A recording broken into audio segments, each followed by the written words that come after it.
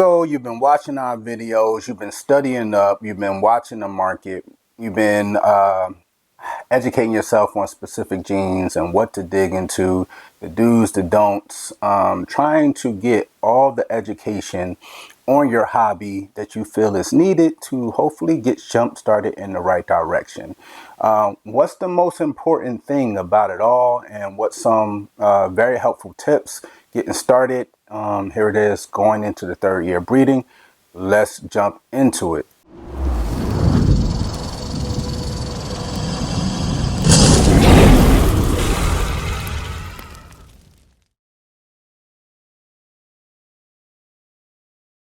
Hey guys, what's going on? Will here, Flawless is Out of Creations, coming to you guys with another video. And this week we're going to talk just a little bit, not an extremely long video, really good video for new breeders, aspiring breeders, keepers, or intermediate breeders. And you've already invested, and it's a continued investment into this collection, into your collection, and you've gained all the genetic diversity or focus, depending on what you are working with, and you've looked at the market in the direction, the flow, ups and downs, and you've pretty much almost addressed all your concerns.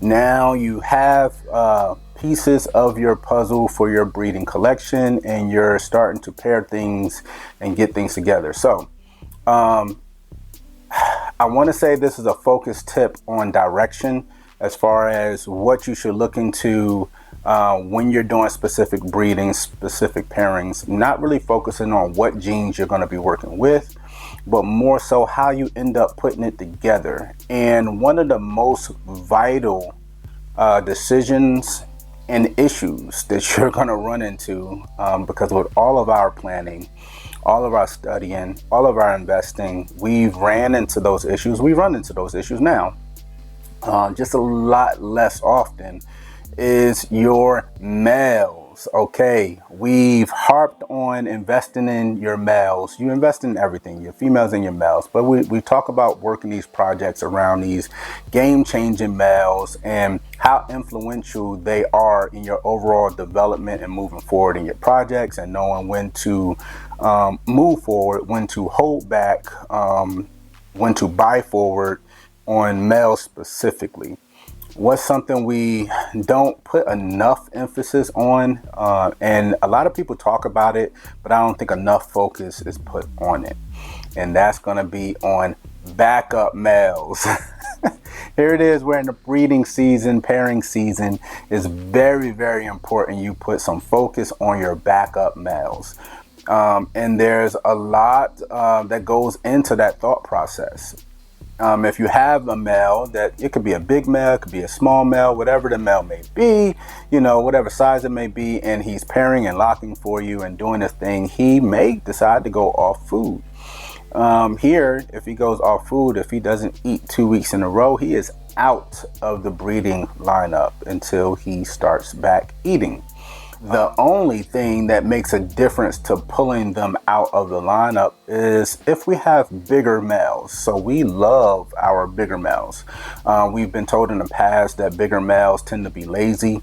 They're not as active when it comes to breeding. We haven't seen a difference between smaller males and bigger males when it comes to breeding activity. But overall, again, we're still learning as well. We like a bigger male. A bigger male, you know, our biggest male is 1,600 grams, and thankfully enough, he loves breeding and he loves eating. So he eats in between, you know, his weeks of breeding, and literally as soon as he locks and, you know, they release, I put them away and, you know, I rinse them. We did videos on that. We rinse our males after locks to hopefully rinse the scent of the female off of them. And this specific male, you put him back in his tub and he's ready to eat immediately. Love males like that. But guess what? Every male is not going to be that you're not going to be that lucky. It's just not going to happen in that manner.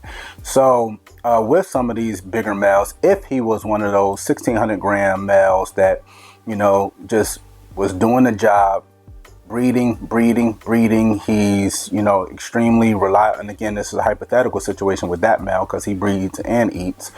But if he went, you know, a month, 2 months, depending on his weight drop, we would keep him in the lineup.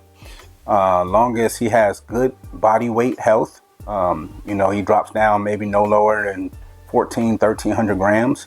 Even I'm sure some other breeders will let him go down to 1,000 grams. But hypothetically speaking, dropping a 200 to 300 grams off a big male like that, we would end up giving him time, pretty much to put that weight back on. The good thing about that, though, for that male, again, in a hypothetical situation, for him to drop 200, 300 grams from 1,600 breeding to one female a week, I mean, shoot, how many females are you pairing that male to? We like to get one lock per month with the females in whoever's lineup, depending upon the ultrasound results. So 9 times out of 10, I mean, we only had one male this past year that ate and bred, and he actually gained weight during the breeding season. He went from 1,000 grams, which is our Aussie boy, upwards to, I believe he's around 1,500 grams now. And he probably had 9 females, all literally like game-changing pairings for us. We've posted some of the offspring on our Instagram, so go over there and check us out. But if he decided to go off food, then we would give him a break, let him cool down, give him, 2, 3, 4 weeks off, let him get back to eating. Listen to your collection, listen to your snakes, not just listening to them want to breed. They're good breeders and breed and breeding them to death, because that's a thing. So this is a very important video to us, because we've been in this scenario where you build up, you acquire whatever male you had your eyes on, and he's ready to go. He has the age, he has the size, and you put him in, and guess what? You don't want nothing to do with the females. A lot of the time, some of these males, they like specific snakes. It must be something with the scent, where they'll lock with one specific female or 2 specific females, and that'll be it. And other females you go to try to attempt to pair him with, he refuses to pair for some reason. So make sure you have an audible. So that means you're going to have to set aside a budget to make sure you have backup males. We're working in things now where we're trying to plan on having backups to our backups. Talking to Tony Thomas from Hardwired, he gave us a lot of great information last year that you really can't have too many males. You have a lot of breeders like ourselves that, pride themselves on these key and important males, so much so that you end up building this insane collection. And for example, if you have 10 game-changing males in all these different projects, I mean, one of one males, and for each one of these males, you lay out 4 to 5 females. I'm going to tell you something. If those males don't have a backup, if you don't have a backup plan of those males, probably over half of those males are not going to pair to 4 to 5 females each. It's just not going to happen. So having an audible, just like in football, to put in place will benefit you greatly. And again, we can spin off and talk about how you go about doing that. That does not mean to, get everything in. You don't have to get everything in one specific basket. So if I have ultra male pied male, and I'm breeding him to several females, let's say double hets or whatever it may be on the female side. I'm not going to dig into it too much. For us, and it's just an opinion, I wouldn't come with a backup male to that specific male, a double visual ultra male pied, with, for example, let's say blackhead double het ultra male pied. The reason I wouldn't do that, and again, both at breeder sizes, is because if that ultra male pied does lock with a female or 2, and he only has 1 lock in with them, and for some reason he goes off of food, or he just refuses to pair for the rest of the season, and you see females growing, follicles growing, you don't necessarily have to miss out on that breeding. You can come behind with another male and pair to those females.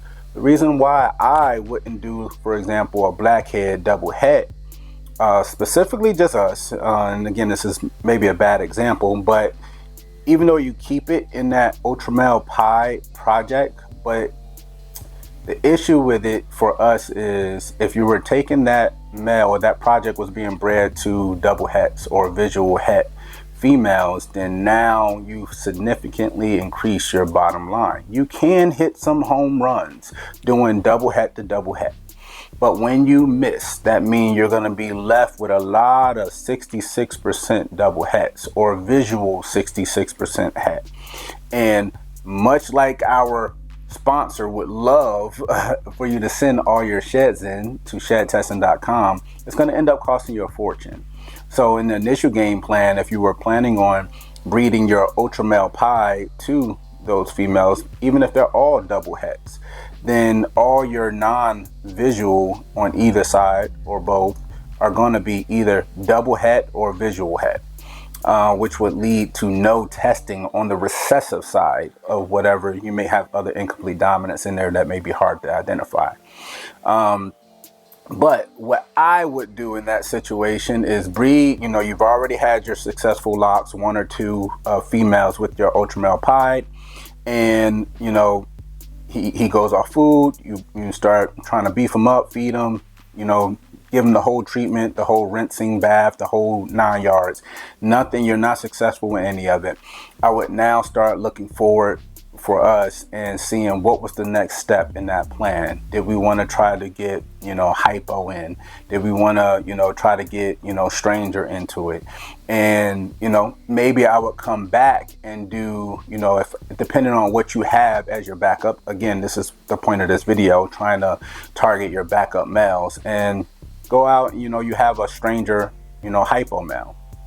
Now, I would, go my second choice on that pairing, since my first choice has now stopped breeding, and, breed to those, two females, that stranger hypo.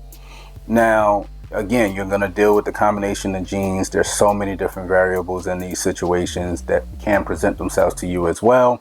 But what I'm doing now is what you would call, for example, is not a popular thing, but we like it because you can have either a split clutch, or you can have which is a who's your daddy clutch, or one of the snakes typically are going to take over the clutch if you have a successful clutch.